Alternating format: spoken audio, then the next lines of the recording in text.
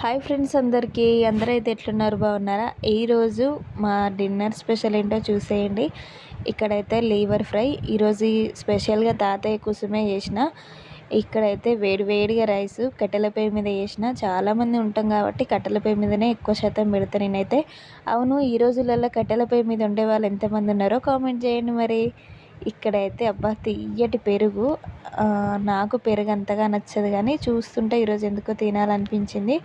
ఇక్కడైతే మా ఆయన కోసం సోరకాయ వంకాయ కర్రీ రెండైతే కమాండ్ వేసి వండిన పొద్దున.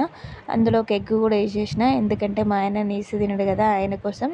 గోంగూర పచ్చడి కూడా పొద్దున చేసిన గోంగూర పచ్చడి బాగుంటుంది కదా. వేడివేడి అన్నంలో గోంగూర పచ్చడి పెరుగు కలుపుకొని తింటే ఎంతమందికి ఇష్టం మరి? నాకైతే మామిడికాయ పెరుగు వేసుకొని తినడం అయితే చాలా ఇష్టం.